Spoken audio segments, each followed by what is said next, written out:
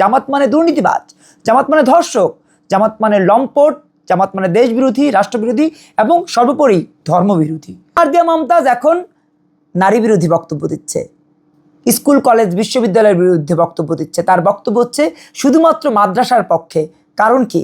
কারণ মারদিয়া মমতাজরা যেই বিদ্যালয়ে পড়ুক না কেন, দিন শেষে সেটা কওমি মাদ্রাসারই একটা পার্ট। দিন শেষে তারা পুরুষের ভোগ্যপণ্যে পরিণত করতে চায়, নিজেরা হয়েছে, এবং নারীদেরকে ভোগ্যপণ্যে পরিণত করতে চায় বলেই তাদের সকল আইডি, এই যে বট বাহিনী যারা, সকল আইডিতে ওই একই জিকির চলতে থাকে। আর আপনি যে প্রশ্ন করেছেন যে তারা বলছে যে এটা এআই, প্রথমে বলেছে এআই, পরে বলেছে দ্বিতীয় বউ, এখন দেখছি দ্বিতীয় বউ না, এটা হলো পতিতা।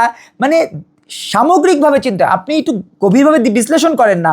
শফিকুল ইসলাম মাসুদ কি করে? আপনি আবু তাহের কি করে? আপনি জামাতের যে 64 এমপি তাদের ভেতরে একটু খবর নেন না। আপনি দেখেছেন না ইতিমধ্যে মেয়ের নামে টাকা উঠিয়ে খায়, বোন নামে টাকা উঠিয়ে খায়, ভাতিজার নামে টাকা উঠিয়ে খায়। তার মানে কি এদের কোনো নৈতিকতা ছিল না কখনো? যারা অতীতে বলেছেন যে জামাতের মন্ত্রীদের কোনো দুর্নীতি ছিল না, তাদেরকে বলতে চাই জামাতের দুর্নীতি যে কত বড় তার প্রমাণ দেখেন। মতিউর রহমান নিজামী, তিনি যে মন্ত্রণালয়ের মন্ত্রী ছিলেন, সেই মন্ত্রণালয়ে ঠিকাদারি কাজ করতো মুজিবুর রহমান মঞ্জু, অন্য কেউ কাজ করতে পারতো না।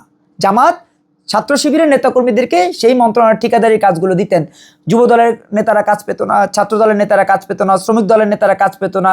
বিএনপি আমলে কাজ করেছে শুধুমাত্র ছাত্র শিবির, এই দুটি মন্ত্রণালয়ে, সমাজ কল্যাণ মন্ত্রণালয় এবং শিল্প মন্ত্রণালয়। তাহলে তাদেরকে কিভাবে আপনারা দুর্নীতির বাইরে রেখেছেন?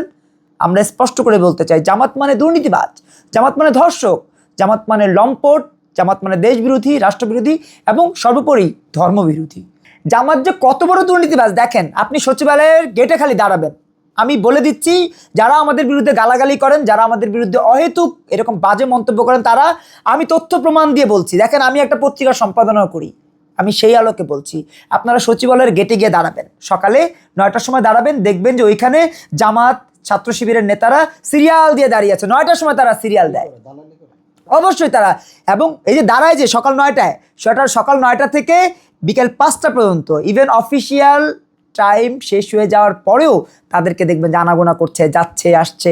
কারণ তারা তদবির করে, তারা টেন্ডারবাজির যে তদবিরগুলো আছে এগুলো করে, নিজেরা টেন্ডারবাজি করে। এবং এতটা টেন্ডারবাজ তারা, তার প্রমাণ দেখেন, ছাত্র শিবিরের কেন্দ্রীয় কমিটির কমপক্ষে 20 জন নতুন করে ঠিকাদারি লাইসেন্স নিয়েছে। খোঁজ নিয়ে দেখেন, মমিন মেহেদীর কথা বিশ্বাস করতে হবে না। শ্রমিক ফেডারেশন, যেটা জামাত ইসলামের শ্রমিক সংগঠন, যেটা শ্রমিক ফেডারেশন, শ্রমিক কল্যাণ ফেডারেশন, সেইটাতে 10 জন শ্রমিক নেতা আছে যারা একচেটিয়া এখন চাঁদাবাজি করছে, একচেটিয়া চাঁদাবাজি করছে। খোঁজ নিয়ে দেখেন, যদি মিথ্যে হয় বলেন আমাকে।